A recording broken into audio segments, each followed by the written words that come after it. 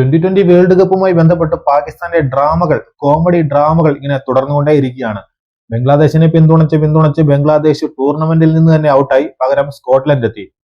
പാകിസ്ഥാൻ പിന്നീട് പ്രഖ്യാപിക്കുകയാണ് ഞങ്ങളും വേൾഡ് കപ്പ് ബഹിഷ്കരിക്കുകയാണെന്ന്. എന്നാൽ ICC ചെറിയൊരു പണി ഇങ്ങോട്ട് കൊടുത്തു.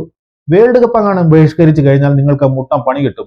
ഇന്റർനാഷണൽ സീരീസുകൾ കളിക്കാൻ പറ്റില്ല, PSL കളിക്കാൻ നിങ്ങൾക്ക് താരങ്ങളെ കിട്ടില്ല, വിലക്ക് വരും എന്നിങ്ങനെയൊക്കെ പറഞ്ഞപ്പോൾ പാകിസ്ഥാൻ 2020 ടീമിനെ തന്നെ ഇങ്ങ് പ്രഖ്യാപിച്ചു. അതിനുശേഷം വീണ്ടും ഒരു പ്രസ്താവന നടത്തുന്നു. ഞങ്ങളിപ്പോൾ ടീമിനെ പ്രഖ്യാപിച്ചിട്ടേ ഉള്ളൂ, വേൾഡ് കപ്പ് കളിക്കുന്ന കാര്യത്തിൽ ഞങ്ങൾ ഇതുവരെ തീരുമാനമൊന്നും എടുത്തിട്ടില്ല.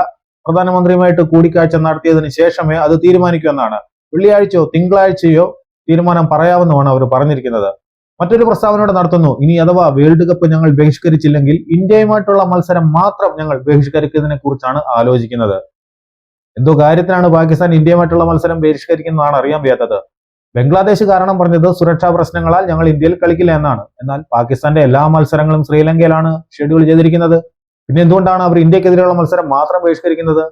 ഇതിനെ തുടർന്ന് സോഷ്യൽ മീഡിയകളിൽ വരുന്ന മറ്റൊരു വാർത്ത, പാകിസ്ഥാൻ എന്തുകൊണ്ടാണ് ഇന്ത്യക്കെതിരെയുള്ള മത്സരം കളിക്കാത്തത് എന്ന് വെച്ചാൽ വെറുതെ നാണം കിടണ്ടല്ലോ എന്ന് വിചാരിച്ചാണ്. കാരണം ഇന്ത്യയുടെ ഇപ്പോഴത്തെ ഫോമും പാകിസ്ഥാൻ കളിക്കാരുടെ ഫോമും നമുക്കറിയാം.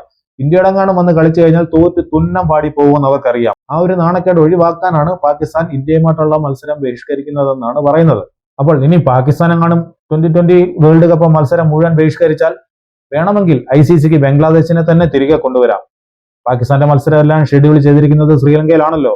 പാകിസ്ഥാന് പകരം ആ ഗ്രൂപ്പിലേക്ക് ബംഗ്ലാദേശിനെ ആഡ് ചെയ്താൽ ബംഗ്ലാദേശിന് എല്ലാ മത്സരവും ശ്രീലങ്കയിൽ കളിക്കാം. അങ്ങനെ സംഭവിച്ചാൽ പാകിസ്ഥാന്റെ അവസ്ഥയെന്ന് ആലോചിച്ച് നോക്കിക്കേ.